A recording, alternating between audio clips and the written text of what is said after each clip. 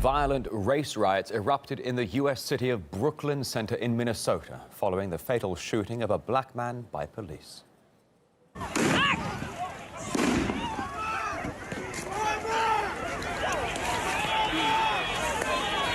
man was shot in a car after being pulled over for a traffic violation, and that provoked crowds to flock to the local police department. There was looting in the area, of course, as well as clashes. The National Guard were deployed, tear gas was used.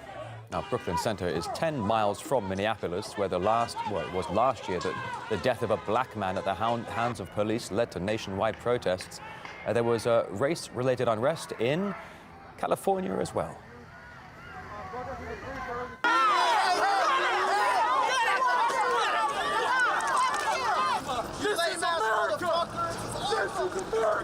A White Lives Matter rally had been organized online, but was met by a larger group of counter-protesters from Black Lives Matter. The confrontation descended into violent clashes with bloody fistfights too. Remember me, because I'm gonna lay you the I hope. Yes, that's how you did it, son, Yeah, there was a heavy police presence as well, and several arrests were made on both sides. The counter-protesters later claimed it was a victory for Black Lives Matter. Well, here are reactions from both sides. Black Lives Matter people here, and, you know, White Lives Matter too, and we all want to be treated equally. That's what's going on. The KKK never ended. They're alive.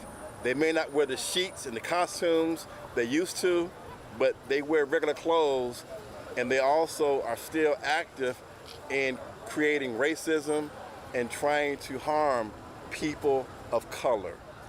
We spoke to the editorial director at the Reactionary Times. Julio Rivera says the rallies were used as a pretext for the Black Lives Matter movement to reassert itself. This is some kind of a false flag, because in Seattle, there was supposed to be one of these rallies that never really materialized. And what did materialize was a large amount of counter-protests. I think this is something that's being set up probably by the radical Marxists that are behind Black Lives Matter to just give them an excuse to go back out into the streets and cause problems. Listen, this Black Lives Matter movement, just to speak on it broadly, has never been about equality. It's always been about Black superiority. We saw that last year in some of the videos. There probably are a group of white people that are frustrated at this point with the way that the media has been portraying race relations in America. Some of them may be extremist white supremacists, but some of them, you know, you can't argue with a white person being frustrated with the racial narratives in America that isn't racist at all. Maybe somebody who believes that Black Lives Matter and white lives matter and all lives matter. Well, racism has been branded an epidemic.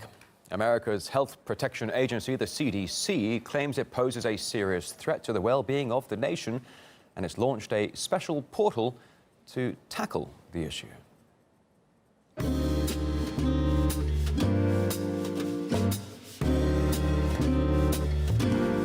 The disparities seen over the past year were not a result of COVID-19. Instead, the pandemic illuminated inequities that have existed for generations and revealed for all of America a known but often unaddressed epidemic impacting public health: racism.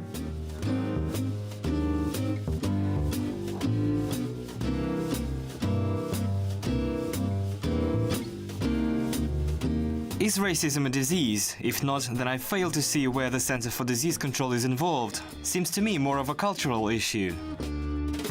Seriously, is the CDC running out of things to do? It's no surprise that these people are more concerned about imaginary boogeyman than diseases. The CDC is a manifestation of our diseased political class.